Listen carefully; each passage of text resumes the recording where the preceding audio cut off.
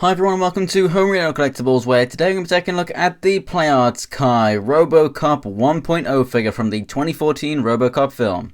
So there's two versions of this figure. You can get this one, the 1.0 version, and then you can get the 3.0 version, which is the all black variant. So obviously this one is a bit of an homage to the original look, and he does go back to this look at the end of the film as well. You got a little bit of a bio just about this film, and then down here you have a bio of the actual original 87 movie right there. You can see the figure clearly displayed in here with all of the accessories, which is pretty cool. It's attached by Velcro, which is very nice. It says for ages 13 and up. On the back you have a few poses, and there is the 3.0 black right there, which I really do love how the red looks against the black. But for the most part, the suit, not just the black but the actual suit design, I think this one's just much better because this is even sleeker. I still like him to look quite robotic, quite blocky, which this one does because it looks a lot like the original. I actually like this design in a lot of ways more than the original. But let's go ahead and get it out of the box and take a closer look. So first up out of the box, on the card backing you actually have the display stand, and then you also have the instructions on the sides as to how to use the stand and the accessories that come with the figure. And so here we have the tray with all of the accessories in. So first up we have these couple of things in this little bag, and actually there's nothing in the instructions that say what these are or anything. On all websites where you can buy it from, they usually list it as tasers, so I'm guessing that it's a taser dart. You can see like little kind of teeth in there like they're plugs or something, so you know, maybe that fires into something. I can't remember it from the movie. And then there's like just the back end of one right there. Doesn't connect to any of the weapons, so it's, you know, not something that you can put on the end of a gun as if he's about to fire it. You can't really hold it, you can't really attach it to him anywhere, so it's there, it's included. If you want that, you've got it, but you can't really do much with it, and it isn't in the instructions or named anywhere there.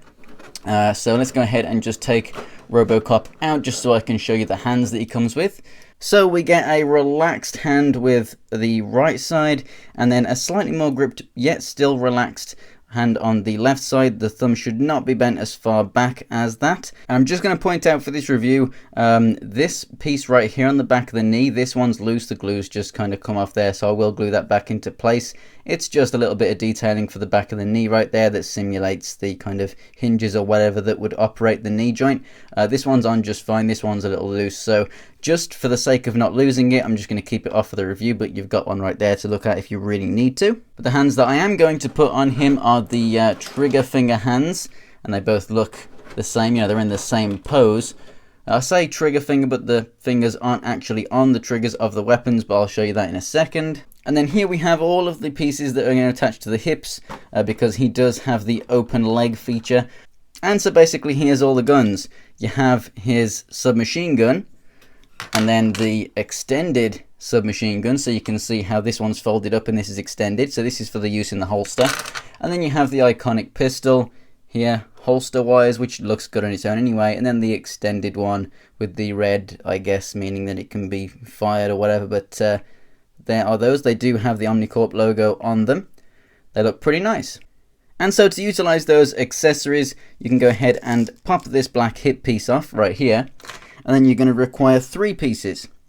So you have the hip piece that goes at the front, which is going to go in right there, like so, as if the front panel has opened up. Then you have the back panel that was here.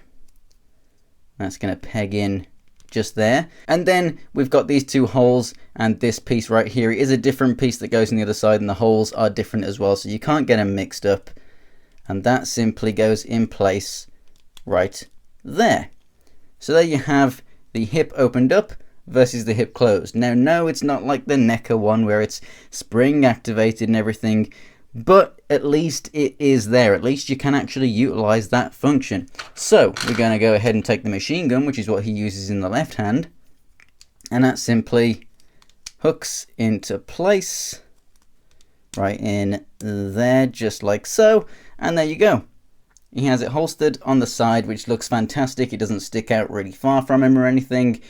Obviously, you can't actually use the leg as a holster, but, you know, just for look's sake, that does look pretty damn awesome, if you ask me. And then for the look of the gun in this hand, we're going to go ahead and just whack that in there. And as you can see, the stock right there fits over the forearm. That's a really nice look. But yeah, as you can see, the finger does not fit over the trigger. He is sticking it straight out, so it's as if he's ready to fire, but he's not actually firing. So on the hand, by the way, just before I put the pistol in so you can see it a little easier, you can see some kind of texturing in there to make it look pretty realistic, and there's some darker tones in there as well. It actually looks like skin. It's really, really cool. It's probably the most realistic skin tone paint job that I've ever seen. So that's really nice.